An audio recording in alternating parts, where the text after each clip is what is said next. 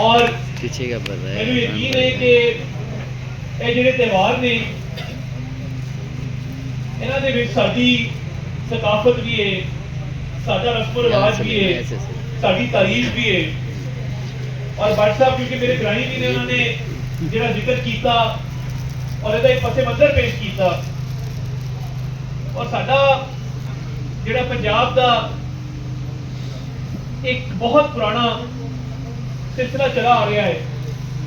ਤੁਸੀਂ ਅੱਜ ਉਹਨੂੰ ਇਸਲਾਮਾਬਾਦ ਜ਼ਿੰਦਾ ਕੀਤਾ और ਜਿਹੜੇ ਪੁਰਾਣੇ ਸਾਡੇ हैदराबाद तो सिंध तो पूरे पाकिस्तान तो आए ने उन्होंने भी असली जी आया नु कहने हैं बिस्मिल्लाह। और ये साडे ਜਿਹੜੇ ਇਲਾਕਾਈ ਰਸਮ ਰਿਵਾਜ ਨੇ ਜਿੰਨੀ ਸਾਨੂੰ ਪੰਜਾਬ ਦੀ ਪੱਗ ਪਿਆਰੀ ਹੈ ਉਨੀ ਸਾਨੂੰ ਸਿੰਧ ਦੀ ਅਜਰਕ ਵੀ ਪਿਆਰੀ ਹੈ। और ਤੁਸੀਂ ਜਿਹੜੀ ਅੱਜ ਰੀਤ ਜ਼ਿੰਦਾ ਕੀਤੀ ਹੈ मैं चाहांगा कि इनू एक सालाना तुसी एक त्यौहार बनाओ और इनू बाकायदा तौर से मनाया जाए। और मेरा जरा एक अंदर का एक जट पंजाबी है वो भी तुसी जगाता है जगना चाहिए मेरा जट भरा बोले तारे फिर करने के जागना पड़ेगा। और मैं लंबी तकरीर नहीं करूंगा, पाला भी बड़ा है और तुसी मैनू उड़ीकिया भी बथेरा ही है।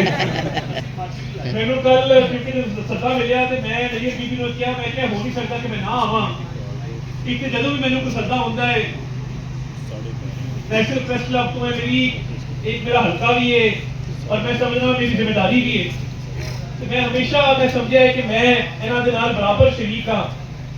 ਜਿਹੜੇ भी इत्थे त्यौहार मनाए जाते हैं, जो भी प्रोग्राम इत्थे जिन्हां दा इनकाद किया जाता है और सानू सब को ज्यादा लोड़ है कि असी अपनी नवी नस्ल नूं नियाणिਆਂ ਨੂੰ दसीए कि साडी असल सकाफत है की और ये जी सकाफत है ये सानू जोड़ती है आपस में।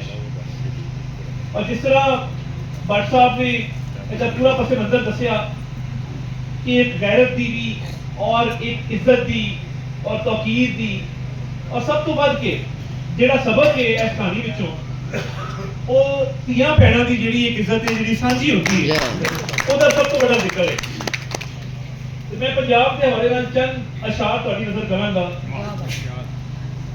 ਅਸੀਂ ਵਾਸੀ ਦੇਸ਼ ਪੰਜਾਬ ਦੇ ਸਾਡਾ ਵਿਰਸਾ ਲੋਕ ਵਿਰਾਗ ਅਸੀਂ ਬੋਲੀ ਬਾਹੂ ਦੀ ਬੋਲਦੇ ਸਾਨੂੰ ਪੀਰ ਫਰੀਦ ਦੀ ਜਾਗ ਅਸੀਂ ਸੱਚੇ ਕੌਲ ਕਰਾਰ ਦੇ ਸਾਡੀ ਸਿੱਧੀ ਸਾਫ਼ ਦਲੀਲ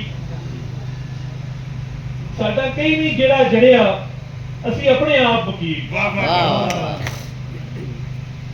ਅਸਾਂ ਰਾਤਾਂ ਕਟੀਆਂ ਜਾਗ ਕੇ ਸਾਨੂੰ ਬਸੀਆਂ ਹੋ ਗਏ ਸਾਲ ਸਾਡੇ ਅੱਜ ਵੀ ਕੱਚੇ ਕੋਠੜੇ ਸਾਡਾ ਅੱਜ ਵੀ ਰਾਹ ਤੇ ਮਾਲ ਇਹ ਸਾਡੀ ਇੱਕ ਪੰਜਾਬ ਦੀ अच्छा मैं वो भी तेरे याद कराता मैं बहुत मेहरबानी ਜਦੋਂ ਅਸੀਂ ਆਪੋਜੀਸ਼ਨ ਦਾ ਦੌਰ ਸੀ और ਸਾਡੇ ਤੇ ਤਾਂ ਮੁਸ਼ਕਿਲ ਹਾਲਾਤ ਸਨ ਤੇ ਮਿਨਾਰੇ ਪਾਕਿਸਤਾਨ ਔਰ ਜਲਸਾ ਹੋਇਆ और ਮੈਨੂੰ ਇਹ ਜ਼ਿੰਮੇਵਾਰੀ ਸੌਂਪੀ ਗਈ ਕਿ ਮੈਂ ਸਟੇਟ ਸੈਕਟਰੀ ਦੇ ਫਰਾਇਜ਼ ਸਰੰਜਾਮ ਦਿਆਂ। ਮੈਂ ਸੋਚਿਆ ਕਿ ਅਸੀਂ ਪੰਜਾਬ ਦੇ ਵਿੱਚ ਲਾਹੌਰ ਜਿਹੜਾ ਹੈ ਉਹ ਦਾਰੁਲ ਹਕੂਮਤ ਹੈ ਪੰਜਾਬ ਦਾ ਤੇ ਪੰਜਾਬੀ ਸ਼ੇਰ ਪੜ੍ਹਨਾ ਚਾਹੀਦਾ ਤੇ ਮੈਂ ਉਸ ਵੇਲੇ ਆਪਣੇ ਮੁਖਾਲਫਾਂ ਨੂੰ ਕਿਹਾ ਸੀ ਮੈਂ ਕਿਹਾ ਤੈਨੂੰ ਜ਼ੁਲਮ ਤੋਂ ਡਕਣਾ ਨਹੀਂ ਬਸ ਇੰਨੀ ਗੱਲ ਸਮਝਾਣੀ ਹੈ ਵੇਲੇ ਦੀ ਇਹ ਬਾਗ ਵੈਰੀਆ ਸਾਡੇ ਹੱਥ ਵੀ ਆਣੀ ਹੈ। ਤੈਨੂੰ ਜ਼ੁਲਮ ਤੋਂ ਡਕਣਾ ਨਹੀਂ ਬਸ ਇੰਨੀ ਗੱਲ ਸਮਝਾਣੀ ਹੈ ਵੇਲੇ ਦੀ ਇਹ ਬਾਗ ਵੈਰੀਆ ਸਾਡੇ ਹੱਥ ਵੀ ਆਣੀ ਹੈ। ਅਸੀਂ ਤੇ ਪਾਗਲ دیਵਾਨੇ ਆ ਤੂੰ ਸਾਡੇ ਨਾਲ ਨਾ ਵੈਰ ਵਧਾ ਅਸੀਂ ਨੇ ਜਾਨ ਤਲੀ ਤੇ ਰੱਖੀ ਤੂੰ ਨਫ਼ਰਤ ਜਾਨ ਬਚਾਣੀ ਹੈ ਵੇਲੇ ਦੀ ਇਹ ਬਾਗ ਵੈਰੀਆ ਸਾਡੇ ਹੱਥ।